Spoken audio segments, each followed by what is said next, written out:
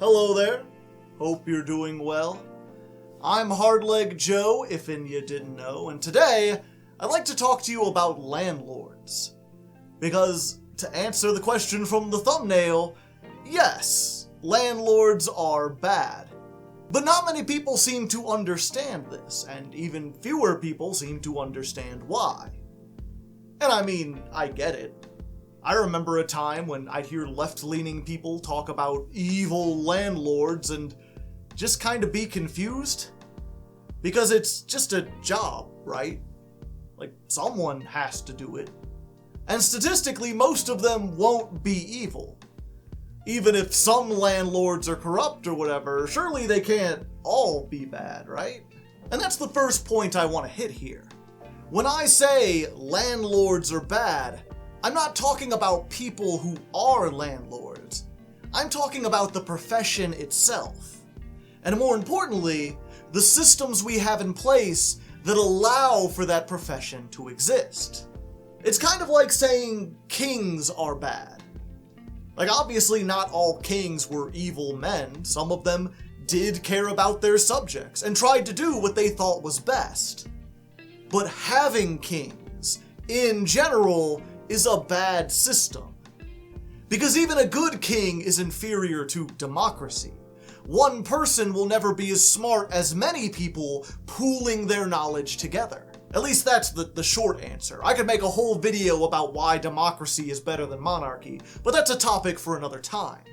My point is, the statement, kings are bad, is not a condemnation of individual kings.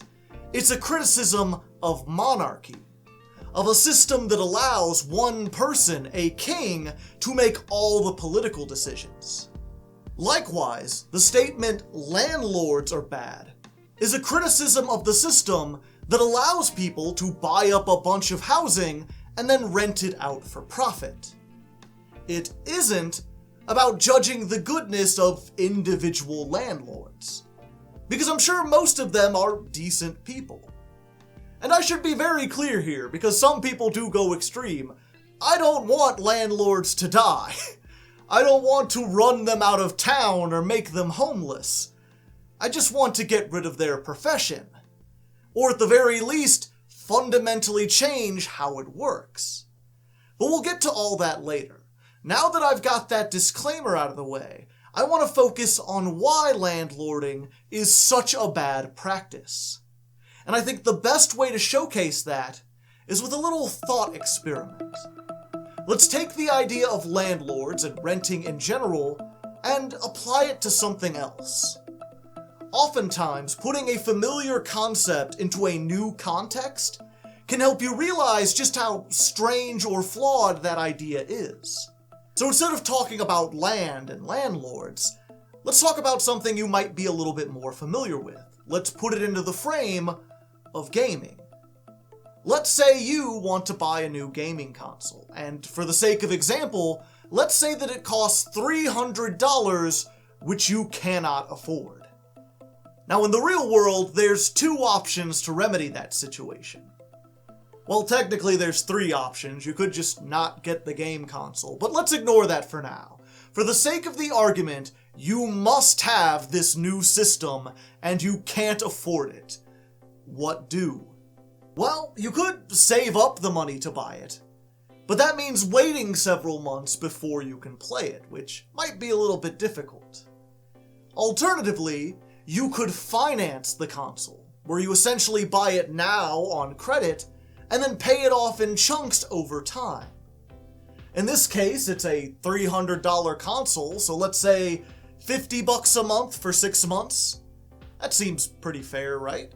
Okay, so here's where the hypothetical comes in. What if there was another option? What if I was a game lord? Someone who owned a whole bunch of gaming consoles, and I allowed you to rent one from me for just $30 a month. That way you can start playing your games immediately, and you're paying $20 less than you would to finance it. And as an added bonus, I'll even cover the cost of any repairs if the console breaks while you're renting it. The only catch here is that in order to do this, I'll need you to sign a 2-year lease, where you agree to rent the console for at least 24 months. Which, I mean, that's not unreasonable, right? I mean, you're gonna be playing it for 2 years. Most consoles last twice that long. Seems like a pretty easy choice to me.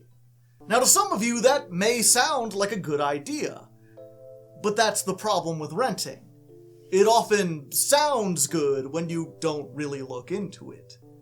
If you sit down and actually do the math, you'd realize that $30 a month for 2 years is $720, more than twice what the console actually costs. So despite the fact that you're paying less per month, you're actually spending way more overall. And in return for that, what are you getting that you couldn't have gotten from just financing the console? Nothing. The answer is nothing. You pay more money, and at the end of 2 years, you either have to give the console back, or else spend even more money to continue renting it. You can't resell it, you can't pass it off to your children, or put it in your collection to gather value. Because you never actually bought it. You don't own anything. The only potential advantage to renting is if the console breaks. Because remember, you can get it fixed or replaced for free. Except, it's not really free, is it? Because you're paying more than double what the console cost anyway. For that much money, you could just afford to buy a replacement yourself, and you'd still have some extra left over. You're only saving money in this situation if the console breaks twice in 2 years. And just how likely is that to happen? Is it really worth paying that much extra just in case you get extremely lucky? If you said yes, then you'll be happy to know that most companies offer insurance, protection plans, or some kind of warranty in case their product breaks. So if all you want is peace of mind, and you're willing to pay extra for it, you can achieve the same results for much less than the cost of renting. The fact is, Game Lords don't offer a useful service, because there is no advantage to renting a console when you could just buy it. Which is why Game Lords don't exist in the real world. There's not really a market for renting consoles, because it's a blatant waste of money that no intelligent person would choose to do if they had any other options. And the same is true when it comes to housing. Renting a place to live is a massive waste of money. Over the course of a year, you will pay far more than the cost of the unit you're living in. And you will get nothing in return that you couldn't have gotten from simply buying it outright. It is an awful system that no one would choose to do if there were other options available, which is the main problem here. Remember earlier when we talked about the other choices you have for buying a console? You could save up for one, or you could finance it. Both of those are far better than renting. Well, unfortunately, when it comes to housing, those two aren't really an option for most people. Let's start with financing, because that's the most different. Like right off the bat, buying an apartment unit just isn't possible in most places. Here in America, an apartment that you buy is called a condo. And while those do exist in some upper class areas, the vast majority of cities and towns will only offer rental units. Often, the smallest shelter that you can actually buy is a family-sized house designed for 4 or more people. To bring this back to the video game metaphor, imagine if the baseline model of the console you want just wasn't available for sale. Can't buy it. You can buy the deluxe special edition version with the expanded hard drive and the commemorative plaque, but it'll be 5 times the price. If you just want the basic model, then your only option is to rent it. When it comes to housing in America, that's essentially the situation we're in. And it doesn't even end there, because most home loans require a down payment. You usually need to pay about 10% of the total price up front. If you can't, then they won't even let you finance the house. Doesn't matter if you can afford the monthly payments. Unless you have a big chunk of cash to start with, you aren't even given a chance. So picture this. If you want to buy a console and not just rent one, then your only option is the version that costs $1,200. If you don't have that much, that's fine. You can finance it, but you'll need to pay $120 up front. For many people, if they had that kind of money sitting around, they wouldn't need to finance in the first place. They can afford the $50 a month to get the basic version, but now you're saying they need almost triple to even start paying. Which leads to the awkward situation of having to save up money so you can afford to start financing. Which I suppose brings us to the other option. If financing is so difficult, then why not just save up? That certainly works when it comes to gaming and other luxury items, but housing is fundamentally different here. Unlike a console, you can't exactly hold off on shelter for a few months. It's a necessity. You need a place to live, and you need it right now. Saving up isn't an option. Because even if you wanted to tough it out, even if you wanted to try to save up money while living on a bench or camping out in a park or something, you can't. Because in most states, it's essentially illegal to be homeless. They will put you in jail for even trying to do that. And it's really hard to keep a job and save money when you're in prison. The unfortunate truth is, many people are put into situations where they simply can't save up. Which in turn means they also can't finance. So their only choice left is to rent. Or I guess it'd be more accurate to say, they have no choice. When you're poor, renting is what you must do to survive. It is the only option. Which is the only reason anyone agrees to it, and why landlords as a profession are bad. Because they don't have a product to sell. They don't offer a useful service at a reasonable price. What they offer is a necessity at gunpoint. Pay for this apartment or go homeless. Which in America often leads to prison or death. Kings are bad because the alternatives are superior. The only reason anyone tolerated them is because they had no choice. Landlords are the same. If it was possible to buy housing, if housing was affordable to buy, then there'd be no reason for anyone to rent. The only potential use for renting is short-term housing. That's the only time renting is really appropriate, when you're only living somewhere temporarily. Now, some people will try to frame apartments that way, as cheap temporary housing that allows people to save up for something more permanent. But let me tell you, trying to save up for a down payment while also renting is incredibly difficult, borderline impossible in some places. And to show you why, let's put this into console terms again. Let's say you decide to go through all the rigmarole. You're gonna save up $120 so you can put a down payment on a game console. And let's pretend that, like housing, gaming is a necessity. You must play the console in the meantime, so you have to rent it from me while you're trying to save up.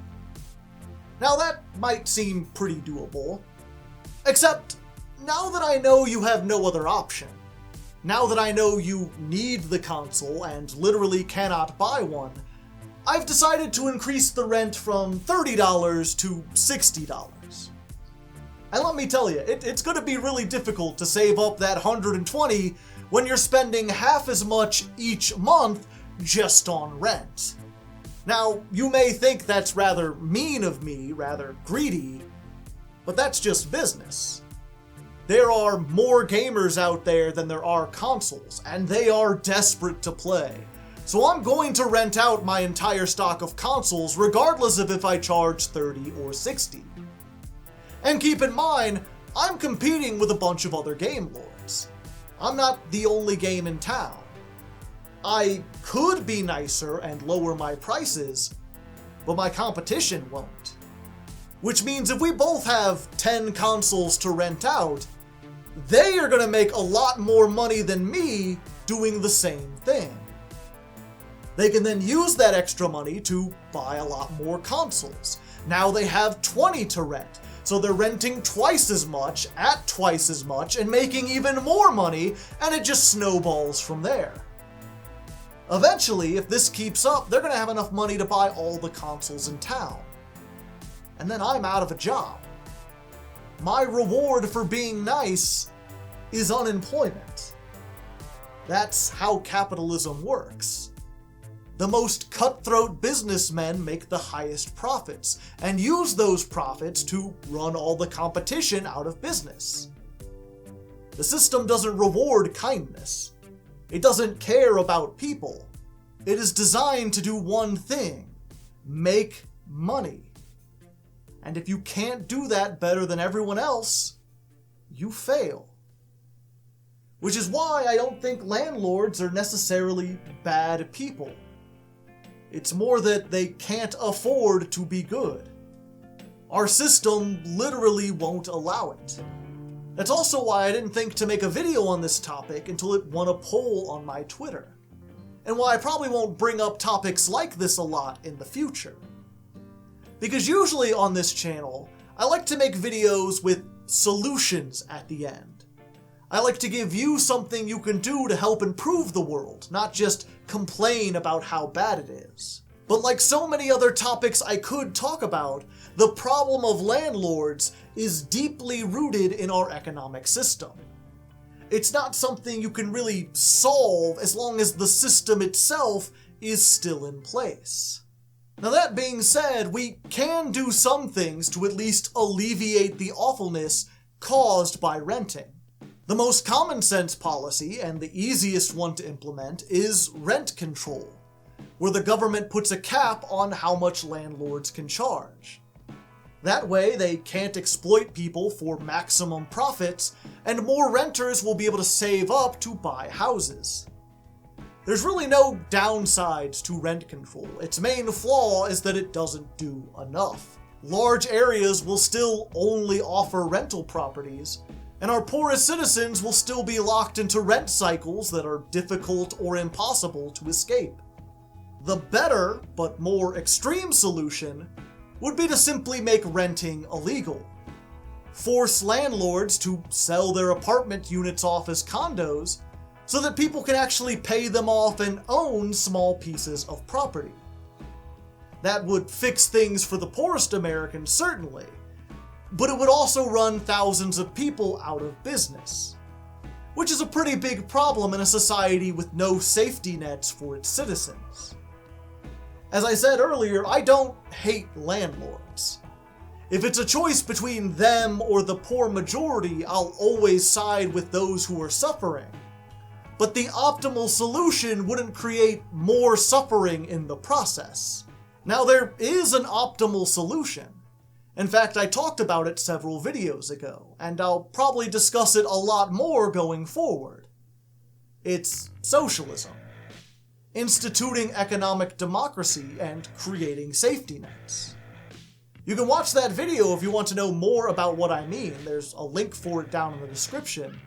But the long story short is that it's a system that ensures that everyone gets what they need to survive. It ensures that both landlords and the poorest people have jobs and places to live. In my opinion, it's the best solution. But it's also the hardest solution to implement. As I said in that video and several others, it will take years of hard work and a lot of difficult conversations before we can sway public opinion towards a system that benefits everyone. But if you want a solution, a better alternative to what we have currently, well, that's it.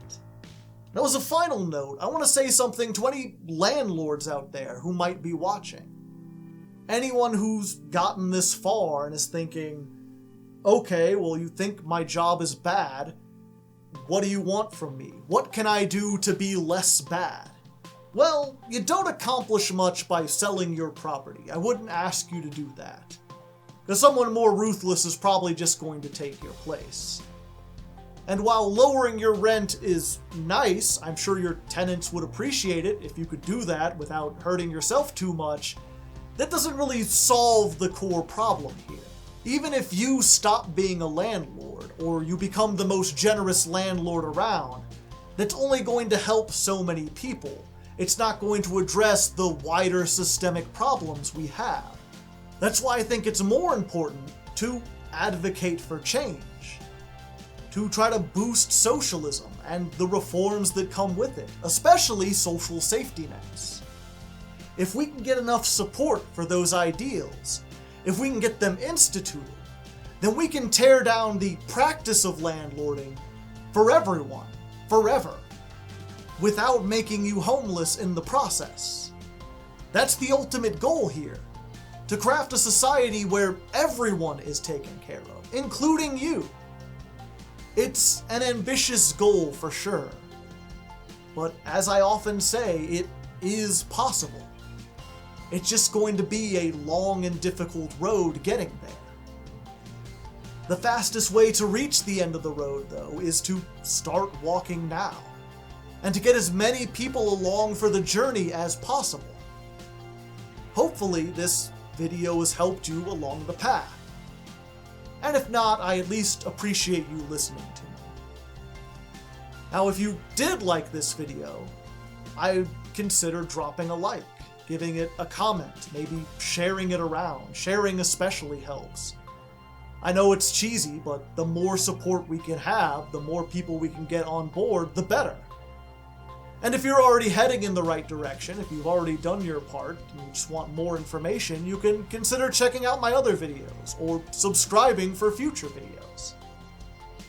Regardless though, I think that's it for now. If you have any questions or suggestions for future videos, leave them down in the comments. I do read those.